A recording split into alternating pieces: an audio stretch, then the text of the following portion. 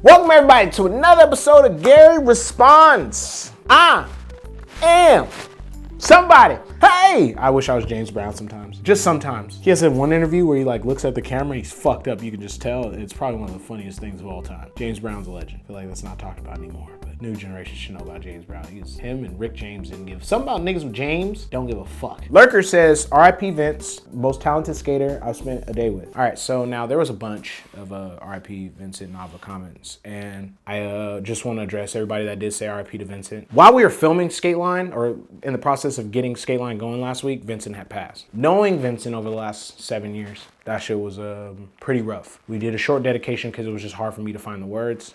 Just put a video and said RP dedicated to him. It was really rough on my head to try to think of what to say about my friend that had just, you know, left the world at 21 years old. Here on Gary Responds, where we actually talk to people about how we feel and everything like that, like, because we try to give you SKATELINE to make you lift your soul up, because this year has been absolutely fucking insane. Like, bitch, we can't even breathe air outside. Like, you don't understand. Like, the world is crazy, so we try to deliver SKATELINE with like a good measure and tempo, and I, you know, I wish I would have did a way better dedication for my friend. Like, I've known Vincent for years. Like, I used to watch his videos on Nigel's page, and the reason why I'm gonna go long on this one is because like there was just a ton of RIP Vincent. So Vincent last year sends me Trailblazer with him and all his friends from the local crew, like 10C41. You know, that video, they're like drinking beer, breaking stuff, and I was just like, this video is super good, but the way people are kind of sensitive now, I just didn't want those kids to like deal with the hate that people were gonna give them for that video, even though it was a great product. Just like trick-wise, he's hella good. He did that crazy ass front blown on like however many fucking stairs that was, popped out really efficiently. His pig part came out and I was like, you know what? This is it. So then we put it up on SKATELINE, you know, and I replied to him, I talked to him about it a little bit, and it's just like, he came out with a product to where you couldn't hate it. Like, he was doing this whole fashion thing and music thing. He made everything right with that pig part. Whether it just had been pig wheels, it was like still a great depiction of how good he is at skateboarding. You can't really hate on that, and that put him right before, you know, unfortunately, like, you get to see like there was a lot of praise for him, because you want to attack him. Like, I know how skateboarders are, do we see crazy hair, things that are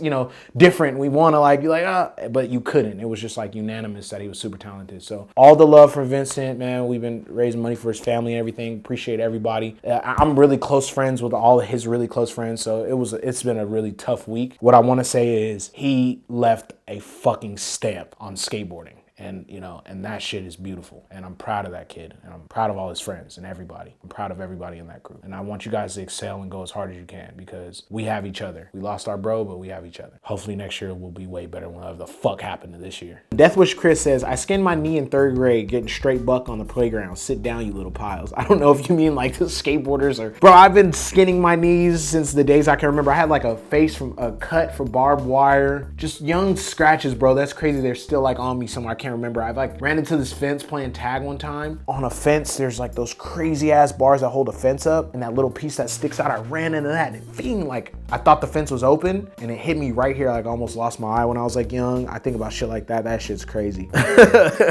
So you can sit down with me, bro. We all need to chill. If you talking about skinning your knee in 3rd grade, bro, I've almost lost so many limbs. One time I fell on the, you know that hook on the back of your head? I tried to jump through these bars, and I hit the back of my head, and I don't remember anything for like 12 seconds, and that shit was crazy. So that's why when you see me just kind of look off into space sometimes, I'm thinking about that accident. Edgar says, damn, crazy how Malto's an OG now. I feel old. That's exactly what I'm saying. And then he had a birthday. So mind you, Malto was 30 when we filmed SKATELINE. He turned 31 2 days later. Fucking bizarre, man. We are old, bro, and we have to appreciate that. We have to appreciate that. Maps Video says, love you, Vince. Shout out Steven Band. That's Maps. Love you, Steven. Jonathan Kielfer says, I like this first. What up, Gary? How long you been skating? I love SKATELINE. I've been skating seriously, like trying to learn the craft of pushing and going and doing my shit since I was 13. So about 15 years. But I was introduced to skateboarding at the age of 8. So I had a skateboard in my house at 7 or 8. I got this board that I always talk about. Like, I remember it had like the No Fear font. It was purple and green, and it was just like a Kmart board.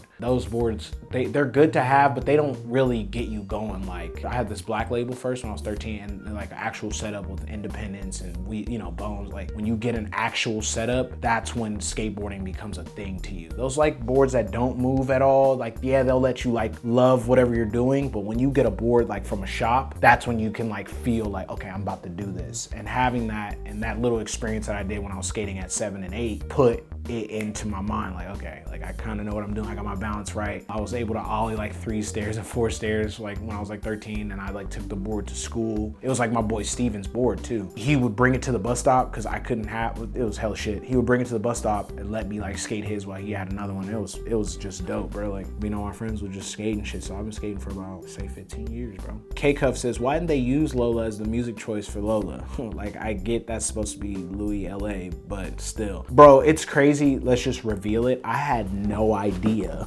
what the fuck that song was. And then the homies put me on, and then it like kind of like rang a little bell, but I just like was like, what the fuck? Like, that's crazy. And then that joke just hit different. So you probably could have used that song, but if you hear the lyrics, I don't know, man. I don't think Louie wanted to go like that, which is okay, nigga. You can do whatever the fuck you want. It's your life, your time, whatever. And that's why I'm gonna wrap this episode of Gary Responds.